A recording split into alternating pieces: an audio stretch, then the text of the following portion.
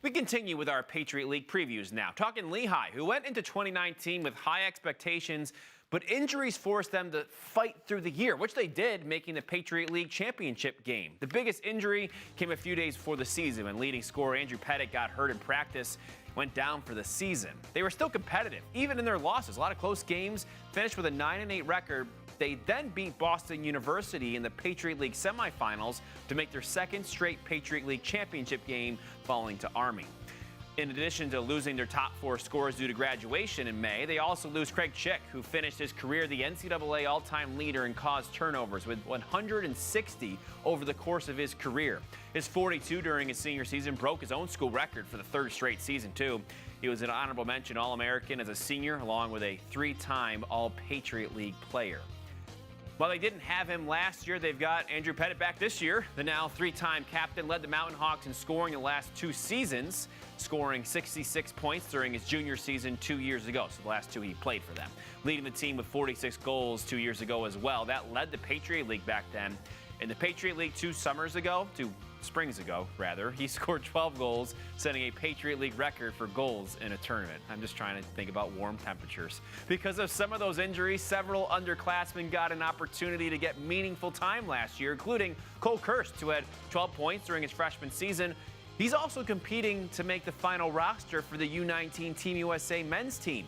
He's made every cut thus far, only one more to go. He's also going to be in San Antonio this weekend for the spring premiere. Kevin Cassese entering his 13th season as the head coach in Bethlehem. 2 Patriot League championships in that time in 2012, 2013. Their 2 NCAA tournament appearances under Cassese as well. Last year inducted into the U.S. Lacrosse Hall of Fame after 3 stints playing for Team USA. All right, bring in Coach Cassese now. Coach, thanks so much for coming on. And you think about last year and sort of how it's, made you guys better this year. What do you take away from that season? I mean, you lose Andrew Pettit just days before the year starts. You battle through the year, make it to the championship and league. And, and looking back at last year, what do you take from that looking on to this season in 2020? Yeah, I just think a lot of resilience and a lot of experience gained. I look at this team, going through the fall, and I felt like we were, incredibly deep, more so than we ever have been before. And I think a lot of that has to do with, how many injuries we had last year. A lot of older, more veteran key contributors that went out on us at various points throughout the course of the season. And we had a lot of young guys have to step in and take on some very meaningful minutes and large chunks of time. And I think now you fast forward to this year and this fall, we have a lot of guys that might be, a little bit younger, but they are definitely experienced because they were thrown in there as freshmen and sophomores. Yeah, for sure. I mentioned Pettit at the start here. He's coming back after that injury days before the year. What's that mean for your team to have him back for another year? It means everything for us.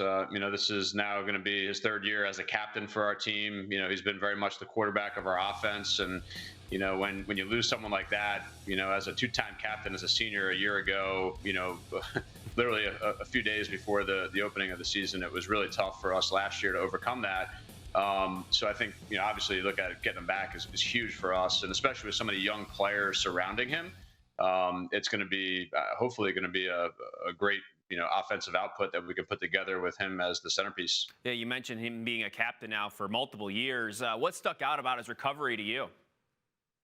I just think our sports med people here at Lehigh did a great job. Our doctors did a great job. There's a lot of communication between those folks and Andrew and his parents and myself. And, Coach Crawley now is the offensive coordinator, and making sure that we were doing everything that we could to get him ready for the season without pushing him too fast to get back. And, I think we had the luxury, throughout the fall. We knew we weren't going to play him in any of our scrimmages and full contact practices. And, really before he left for the break, right before finals, he was just getting back into, some of the small skill instruction and doing a lot with Coach Crawley. So I think just taking our time and making sure that when he does step foot back on that field for full go, that he is 100% ready and confident. Yeah, we're looking forward to seeing him for sure. Something else we're looking forward to seeing is the face-off position for you guys. How much is that going to be a strength now here in 2020?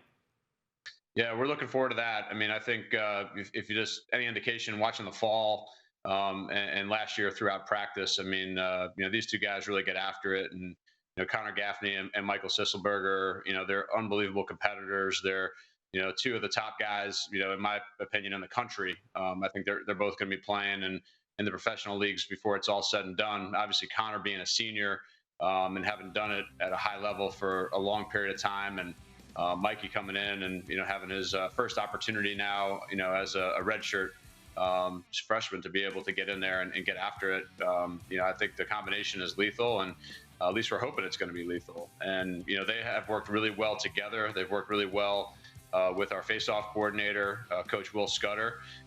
Their relationship between the three of them is phenomenal, and they realize that this is going to be a joint effort, and all that really matters is that Lehigh wins faceoffs. It's not about Connor's wins. It's not about Mikey's wins. It's just about Lehigh winning as many faceoffs and gaining as much possession as possible. And those guys have all really bought into that. Yeah, and we've seen how that can help teams like yourselves and everywhere around the country too. When they've got a dominant faceoff guy or dominant that position, definitely pays dividends.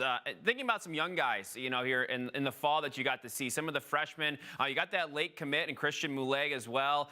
Who are some of those freshmen that stuck out here in the last couple of months of fall ball and lifting and things like that?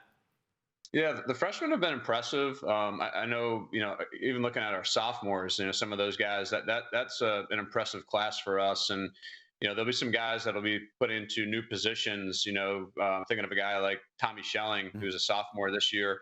As a freshman, he was running out of the box as a midfielder. Was a high school attackman at Del Barton by trade, and he's taken on the role as ex-attackman for us, and he looked phenomenal throughout the course of the fall. And guy like Cole Kirst, another guy who ran out of the box last year, and he's a sophomore. And so the sophomore class is really impressive. As far as freshmen, you mentioned Christian Moulet, and he's an unbelievable talent, and very fortunate to be able to pick him up really late in the process. And he's had a great fall for us, and he actually got a ton of reps and a ton of minutes. With Andrew Pettit being out, he kind of stood into that, or slipped into that spot, and just got a lot of really meaningful minutes in practices and scrimmages. And I think for him, he's going to have an unbelievable spring. I think there's a couple other Long Islanders that have played really well. Former teammates of Christian with Team 91, a couple of years ago. That would be John Sidorsky and Justin Tiernan. Those guys have had really impressive falls. And defenseman Ryan Nigaman from Haverford has done a really good job. But there's been a lot of guys that have stepped in, and I think that freshman class are going to fill some important roles for us, because we graduated such a talented and deep senior class last year that we're going to need a little bit from every class, but the freshmen in particular, to step in. Yeah, you mentioned some of those underclassmen, like the freshmen and sophomores too. Cole Kirst, the guy playing with the U19 team this weekend in San Antonio, I believe, and has obviously gone through some of the process with that team getting ready for 2020. What does he bring to that team, and how does that help you guys too? Yeah, we're all really proud of Cole and what he's been able to do with Team USA up to this point. And, I feel, as if he's going to add value to that team in one way, shape, or form. And obviously, Coach Myers has to go through that process and make one more final cut before the games. But I'm just proud of Cole and what he's been able to do. I think, we're excited for him to go down there this weekend and play. For what he does for our team, actually, I think it's pretty similar. He's just a really calming presence, great energy, somebody that is, always the first person to celebrate somebody else's successes, and that comes through loud and clear. And he's just a phenomenal teammate. And is developing into a great leader for us. And I feel like he can do that at a high level for Team USA as well. Yeah, with that experience he's got, definitely would help them in this summer too. Coach, we appreciate the time. Thank you so much. Looking forward to getting things started. Just a couple weeks away, right? Yeah, I can't wait. Can't wait to get back after it with the fellas. I miss them. Yeah, we miss lacrosse. That's for sure. Thanks so much again. Here. All right, thank you.